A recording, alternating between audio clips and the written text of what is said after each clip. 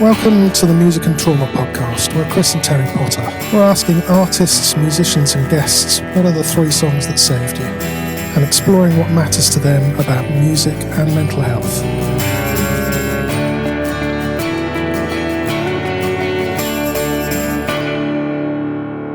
Hi, I'm Terry. And I'm Chris. So we're super happy to be here because we have a hugely talented artist, Tuudi. And Chris, you want to tell our lovely audience a bit about Tuudi? I do, yeah. Tuudi's currently finishing a debut solo album, working title Villlain in Pearls. That's right, isn't it? Yeah. Which includes the current single, Just Like Before. Her distinctive brand of electronic alt-pop is original, emotive and futuristic and has a strong lyrical intensity. It spans a wide range, from sparse, abstract and minimalistic passages to huge, uplifting choruses.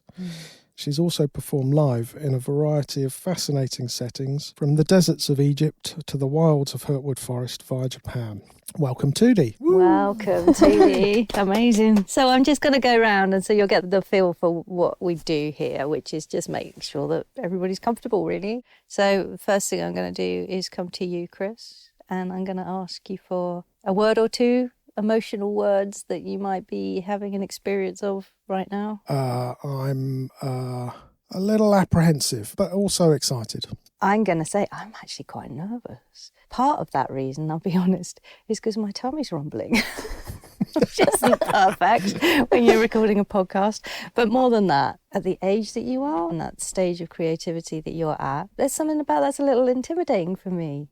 I mean, you're 23, right? Yeah. I mean, we've all got memories of having all of that sort of intention and energy. Well, I'm nervous a little, but I'm really, really excited about it. So, yeah, it's just a mixture. I mean, I haven't done a podcast before, right. So that makes 3 of us. Yay! Well, I don't know what to expect, but it's all good, yeah.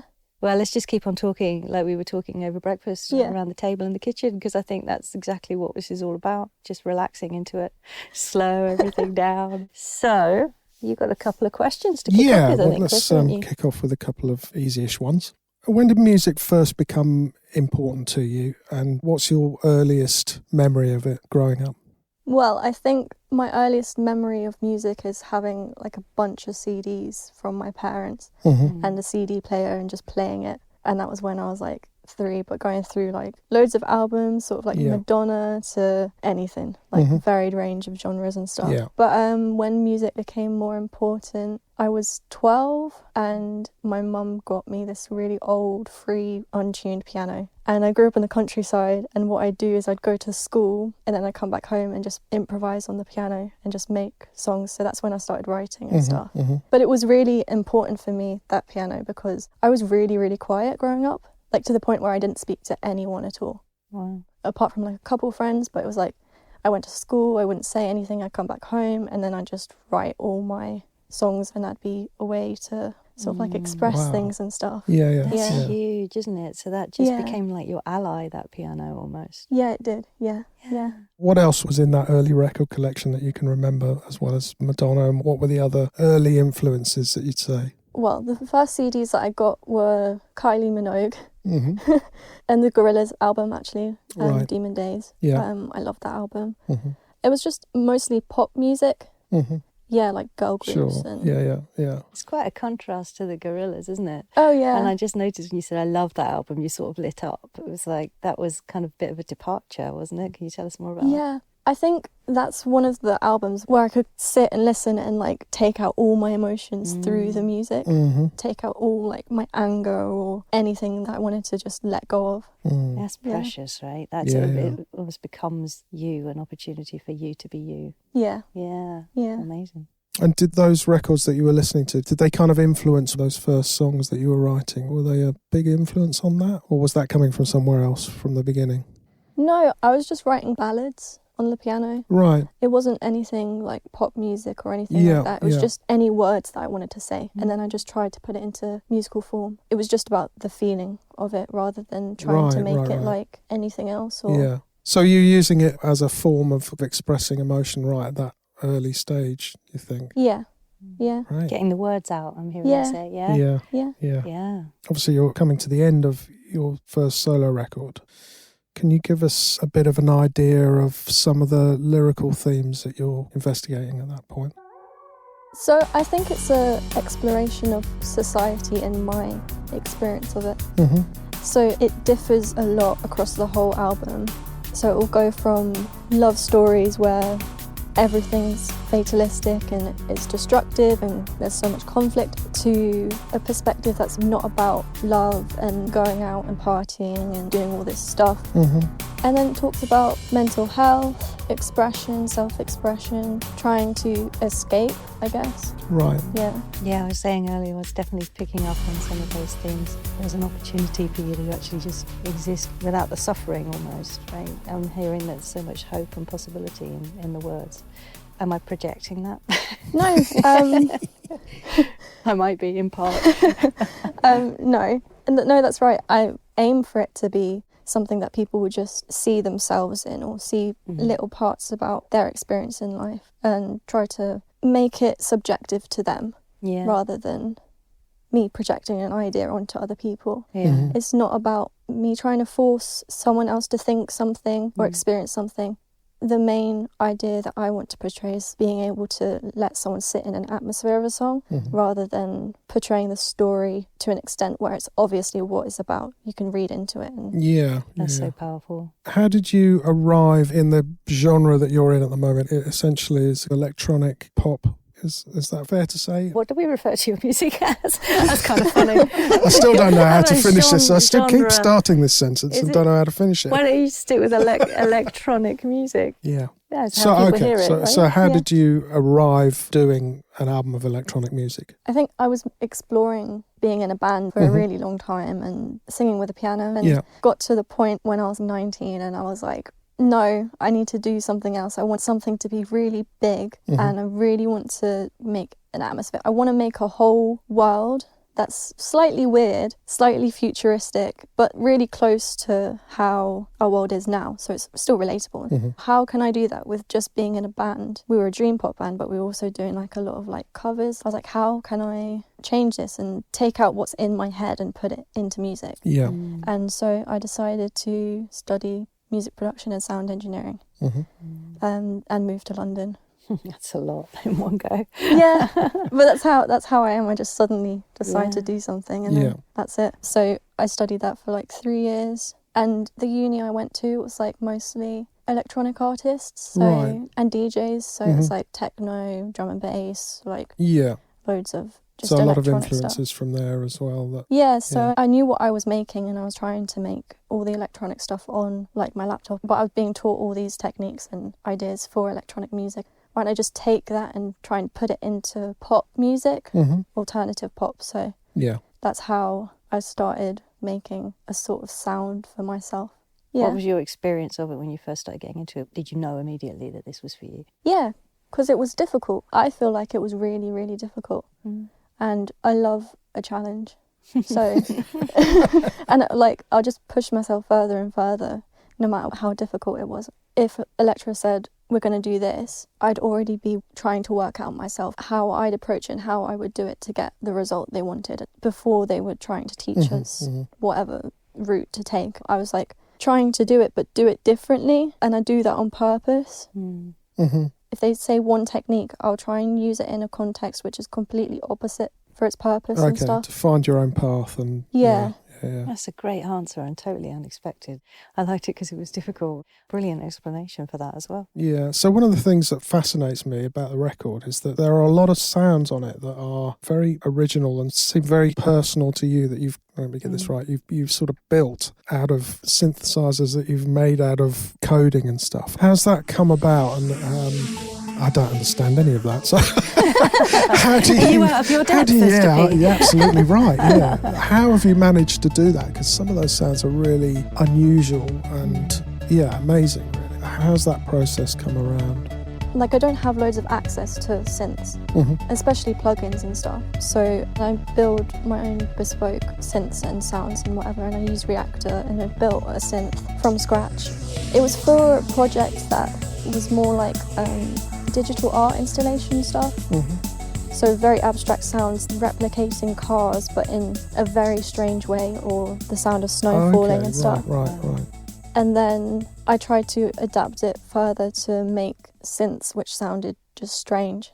Yeah, it's given your record a real identity, I think. Yeah, I find that fascinating. I'd like to pretend that I knew what you were just talking about for a moment, though. What I really did find interesting was the fact that you said that you're interested in really strange noises. And yeah, there's a stark contrast there in terms of the tone of your voice, which I find really pure. When you started thinking about challenging noises, I'm wondering what that's about, because that sounds like a dichotomy in a way, but it's that contrast which is probably the most powerful part. Yeah, no, it is. It's all about contrasting.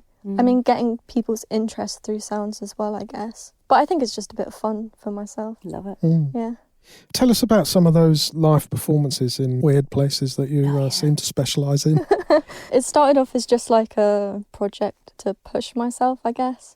Well, I did the first one in a little temple in Egypt, which was on the edge of the desert in Luxor. It was just a tiny temple. I mean, you can't get access to do insane things or anything. Well, I just carried all my stuff. I was just working off my laptop, so I had no power or anything. I didn't have any stands or anything like that, so I was like, what can I use as a stand? And so I just got these random tiny tables. That's why in the video I'm like trying to reach the piano. Wow. And so we tied them to the top of this tuk-tuk and then drove through the desert. Wow. Which was really, really cool, because it was like a great intro to starting the project. We went through the desert, and then on the right there's like all these massive mountains and stuff, and there's just nothing around. But it's the energy of those places as well. It's like you put a lot of work into it, and it's really chaotic. Yeah. So that feeds into the performance a lot, I think. Can I ask a little bit about the energy of that place? What was your experience of it? It's just amazing to think that there's just this building in the middle of a desert. And what's really interesting about this building as well, it's like a temple within a temple. So it has this room inside, and then you can walk around the whole thing because it's inside a different temple. And on the walls you can see like all these inscriptions and art. It's amazing because it's ancient people who were there that must have been just completely different to how things are now. But they're still having the same experience of the environment that you were having Yeah. thousands of years later. Yeah, it's really interesting, especially when you go to different sites and stuff, and you can see the change in art and stuff through different periods of Egypt, and the stories as well, because the stories are lovely about the gods. And do you think it's fair to say that that amount of travelling that you've done has really influenced the music that you make as well? I can hear that in the music, like sort of cultural influences and stuff. Yeah, I went and then I'd experienced music in different places. Yeah. So traditional Sufi music in Egypt to the wide range of music in Japan and stuff. There's an atmosphere about your music which kind of lends itself to that explanation of that space that you've just described in a way. Yeah. Yeah. So we're going to go with the old music and trauma inquiry questions. We've got that tagline, what are the 3 songs that saved you? So I wonder if you'd be happy to just give us song number 1. Number 1 is Elysia by New Order. Let's have a listen to that. Unfortunately, right now, we haven't been able to clear the license to play this song. When that happens, we'll update the episode to include it. In the meantime, please click on the link in the show notes to hear the song in full.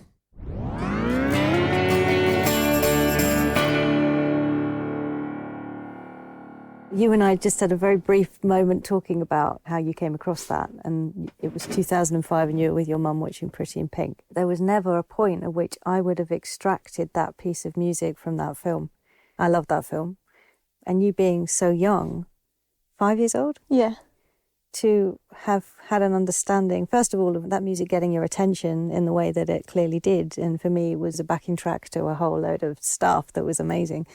But at 5 years old, what happened for you in terms of that track? So I guess I think Pretty in Pink is one of the films that I watched repeatedly with my mum and my sister. And I noticed the song at first, but it didn't have like a sort of emotional impact as it did when I was starting to get older and stuff. Right.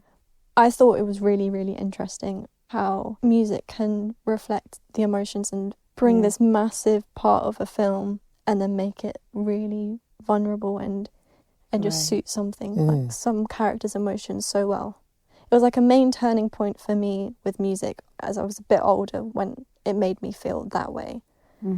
it was like, wow, like how this song has made me feel so sad and like vulnerable, and I wanted to be able to do that basically. It just pulled you in, pulled you right in. Yeah. So it was an immersion. Yeah. And it's interesting because I think just yesterday we were chatting and I said I felt like your music was like an immersion. You're jumping into a sea of, and that word again, vulnerability.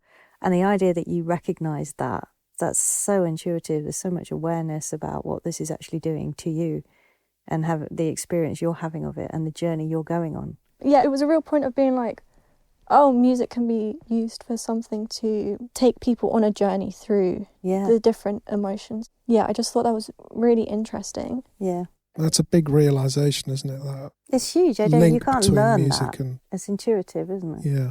Yeah, and I think the cinematic thing has come through some of the songs in the album sometimes. Definitely. Yeah. So when you hear that now, so as you've just listened to it in this moment, well, this might not be the most natural setting sitting in the studio with us, but when you hear that whole track now, how does it make you feel? It still feels the same, I guess. Every time I listen to it, it feels sort of the same. And it feels like a strong song for me. I think songs are really important for me, just certain ones. Like when I feel down or something, then those specific songs are sort of there for me. And I will listen to them like on repeat. Is it like a safe space for you? Is it? Yeah. So a comfort. Yeah. This song in particular is actually a tribute to Ian Curtis. But you can feel that, I think, from the song. Yeah. So could I ask how it's helped you, that specific track? How's that shown up for you as a friend in your life?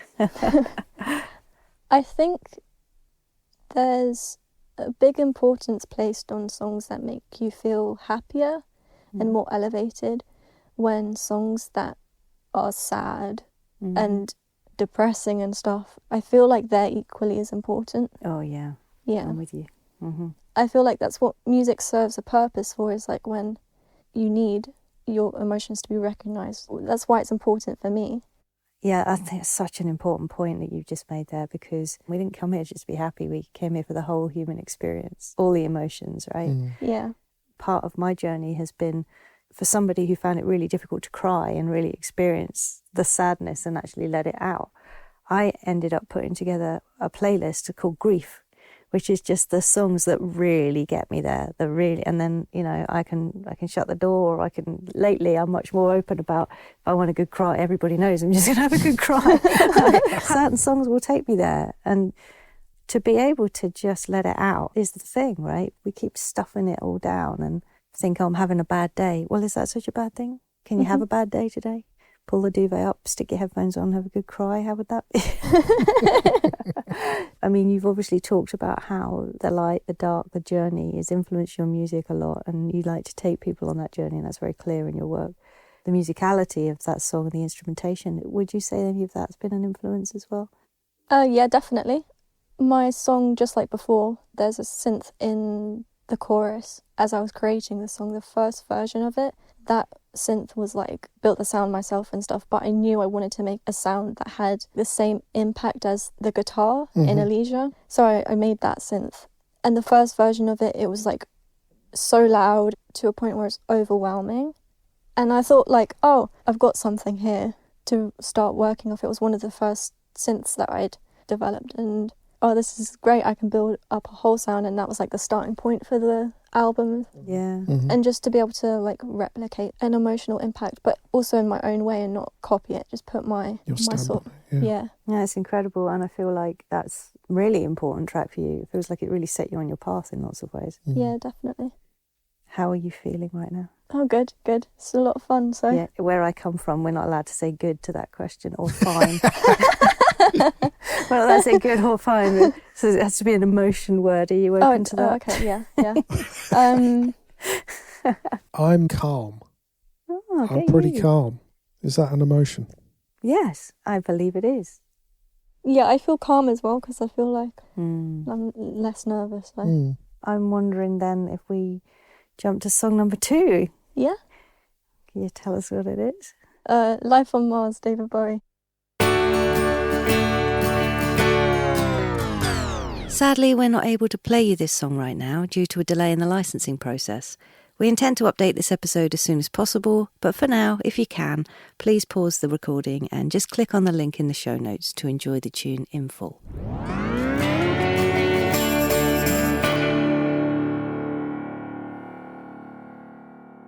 So I was like 16, I think, and it was around the time that he died, and I'd never been like a big Bowie fan before, just a couple songs. Actually, I think I knew Bowie from Shrek, I'm pretty sure. Right. From Changes in Shrek, Right. and that's how Oh, yeah. I started listening to him, or how I knew of him when I was really young. I became obsessed with David Bowie, and all I would listen to was his albums from the 70s. I can think of worse people to be obsessed by. Yeah, really. My God. I had like a fan page on Instagram, which ended up having thousands of followers and stuff. I did just joke and say I might have been one of those, didn't I? Yeah, I was only half joking. And you just showed me the tattoo on your wrist as and well. I've got Black Star. This is a huge fixation for you. It's a really important point for you. So I was lucky enough to have like a massive corner in my room that was just for like my music, keyboards and stuff, and up on the wall it was like David Bowie this, that, and posters and everything, and I had all his vinyl. Yeah, so he was just like a really important person for me when I was a teenager. That's incredible. Something else that's equally incredible was the fact that at 18 years old you had all his vinyl. I mean, who's even doing that when you were 18? Seriously, that's really uncommon. Yeah, well, the thing is, I went through my nan's garage and took all the records that were there from my uncle, my auntie, and most of it was actually electronic music from like the 90s. Yeah, well, a lot of it. And then there was some like Stone Roses, and then I had my nan's Beatles and like Elvis. So I spent a lot of time like not on my phone listening to music. Right. I was just listening to the hundreds of records that I got. But I feel like I could just escape into this world of music that wasn't current, so I never listened to any modern music for quite a while. It was all like 70s, 90s. Can I ask what it is specifically about that song? Okay, I when I was 17, you know, just being like a teenager and like being a bit like... I've got one of those, yes. You know, like sometimes you're like down in things in life, and I was particularly very fatalistic about the world. I was very unhappy with it. I thought, oh, I'm the girl with the mousy hair. That's what it was to me. Right. That song. Oh. And still now, if I feel upset with something, like I'll just stick that song on repeat and just escape. So that narrative kind of led you somewhere. What did it do for you, though? It made me feel sort of seen. I was very quiet and stuff still as a teenager. I've always been really quiet. I felt quite different to other people my age as well. I wasn't into music the way that they were, and I wasn't necessarily like into the same stuff as people my age were. Right. So I always felt like a bit of an outsider. So Sure. And how does it feel now, listening to that? I mean, does it take you right back? Yeah.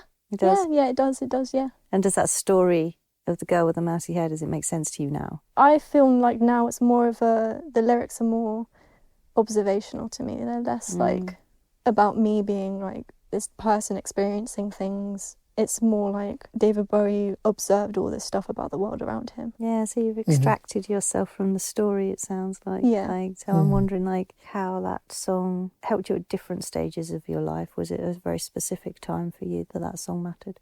No, I think it's stayed quite relevant. It's always been like a starting point for me to like create some world or something like through my lyrics and characters and trying to explore life from different perspectives. Yeah. So would you say that's influenced you lyrically then, perhaps, with your work? Yeah. Yeah, that makes sense. So there's that bit of storytelling that goes on now as well. Yeah. As well as just the sort of symphony of emotions that you kind of bring. Yeah.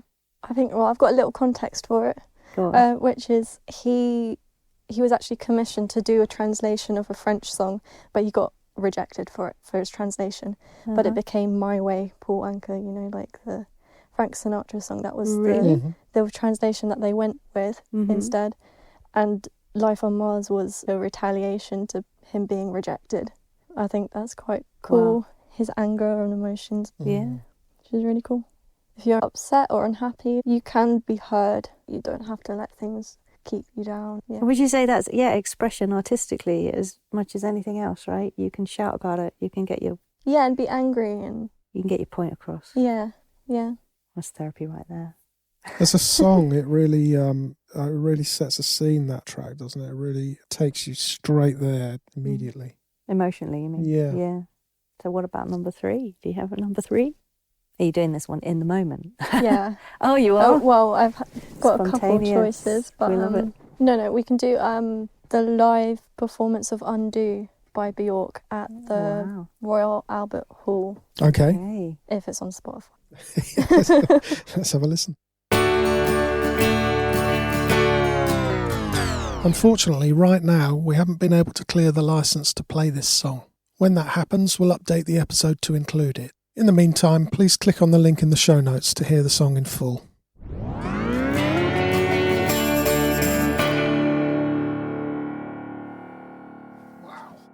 God, Scarlett, I just want to say thank you for the musical journey you're taking me on.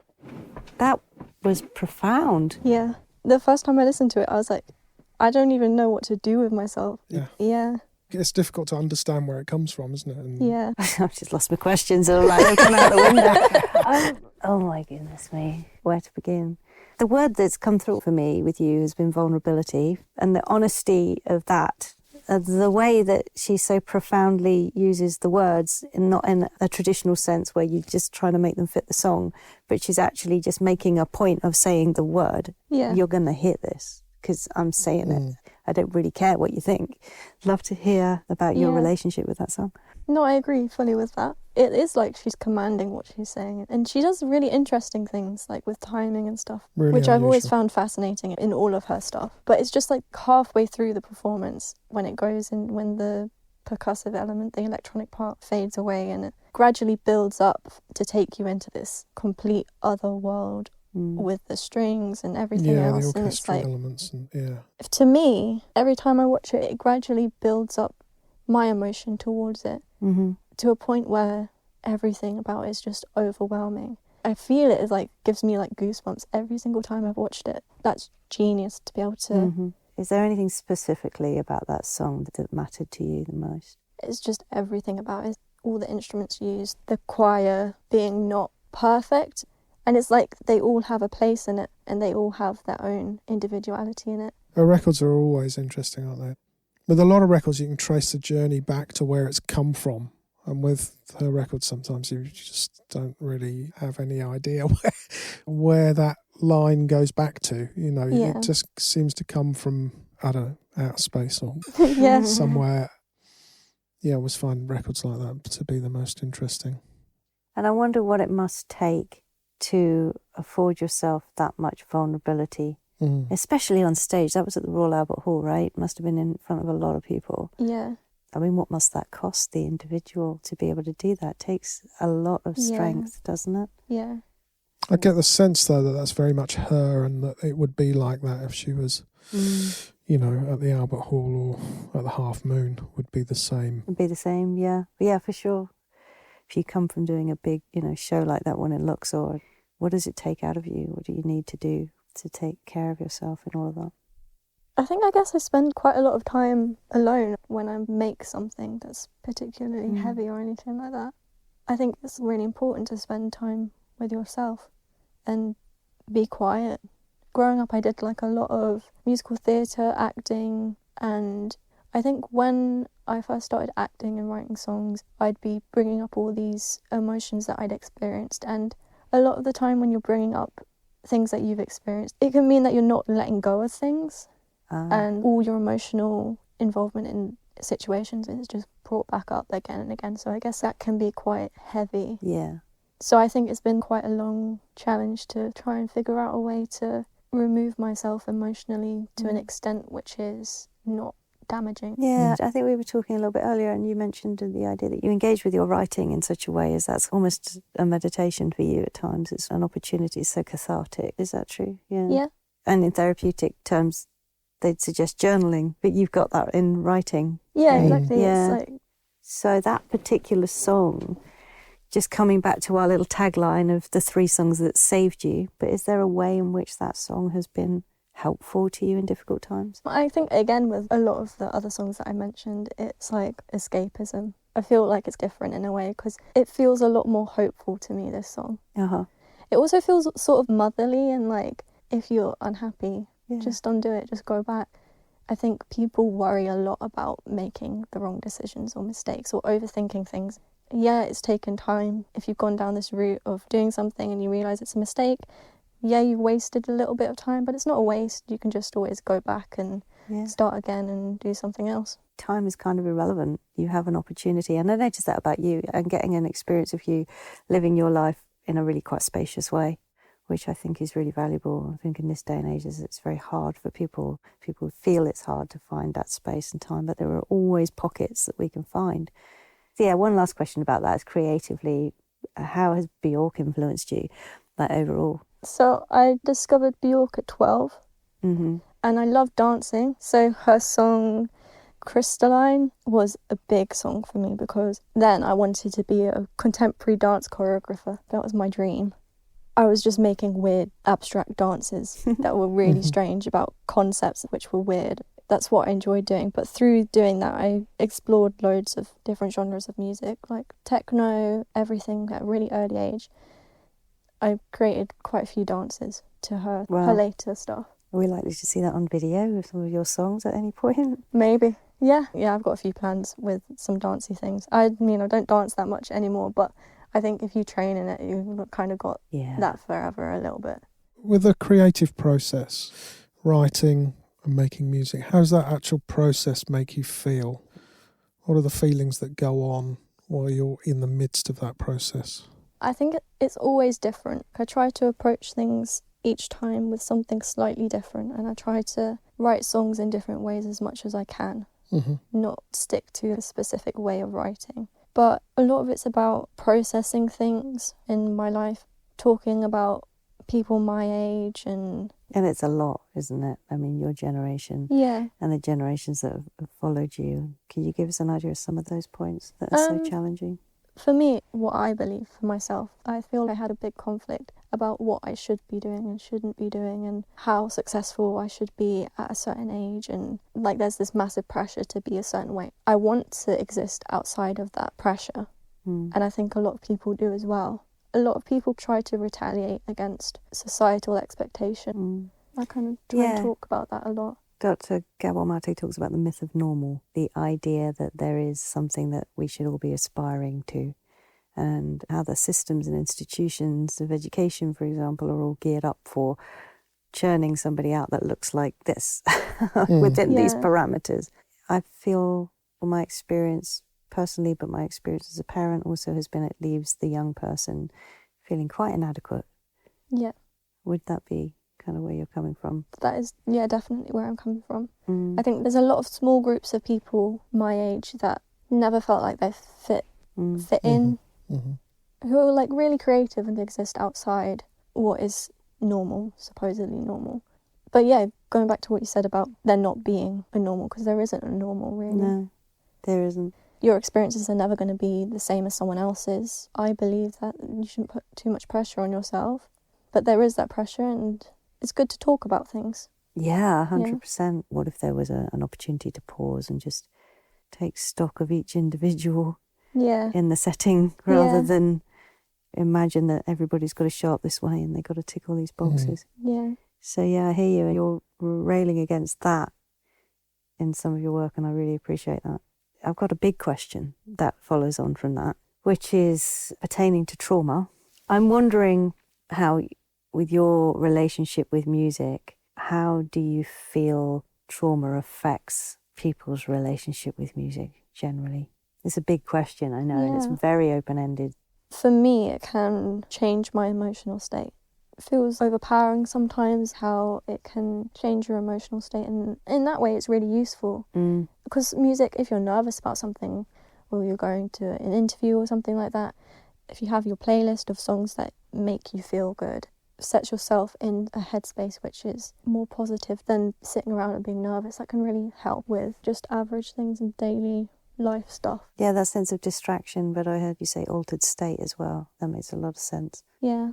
But I also think you can get to a point with music where by listening too much to like depressing music or something that correlates to what you're feeling Mm-hmm. right now, you put yourself into a rabbit hole of that state of being, then I feel like it could potentially add to the feeling of being down or...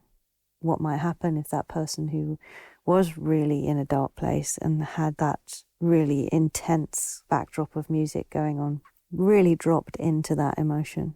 Yeah. What might happen? Because the very essence of any emotion is just energy moving through us, right? It really is something that's going to dissipate, that's going to pass through. It's when we hold on to the thoughts about it, we stay stuck. But it's a really important point. What I've come to understand is that those emotions are here to be felt. Yeah.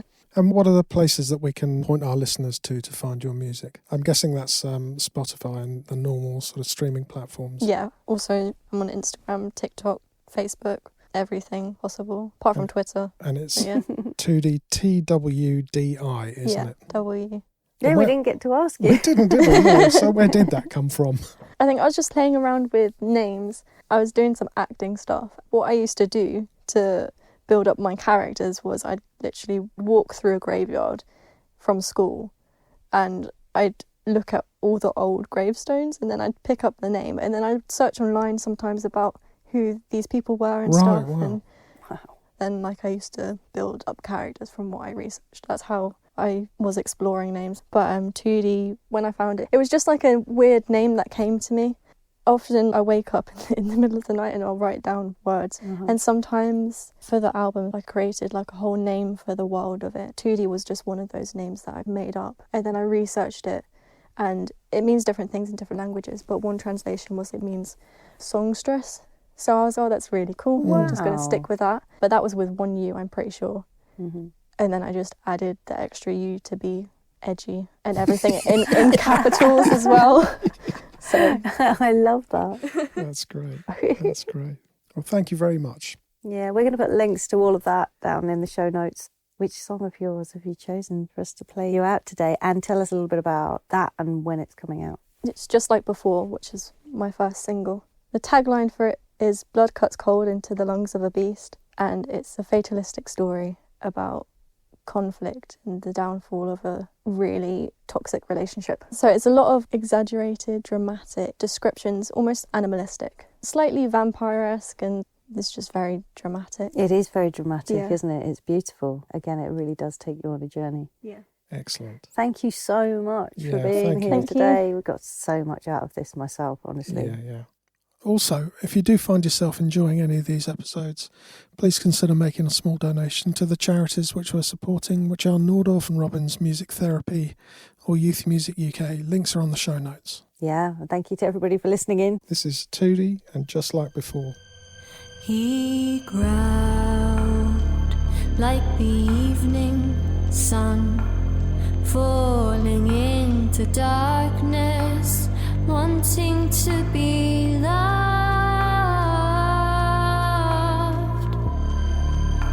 The safety on, it's like a trip on some void lake, and I didn't see it coming. Some story, you and me.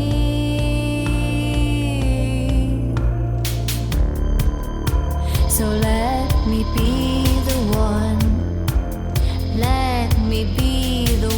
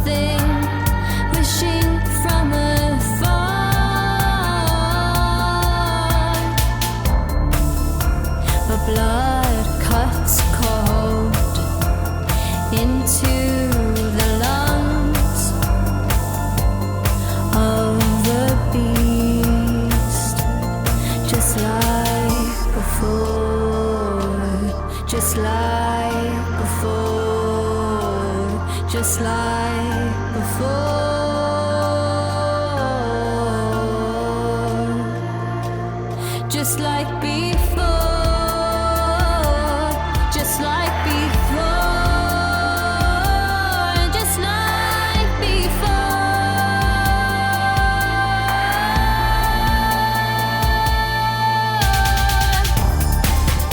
So do you remember me? Do you regret it? Like the sun in the morning, gone. Let me be the one. Let me be the one to answer.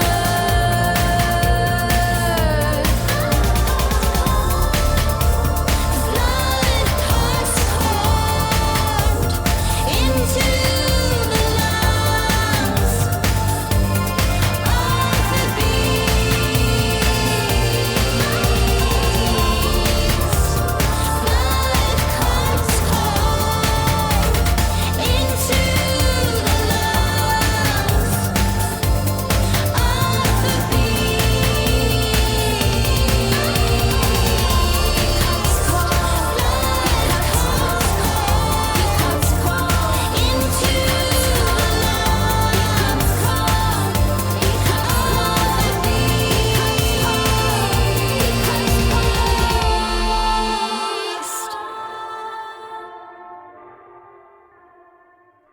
Okay, here's the legal stuff.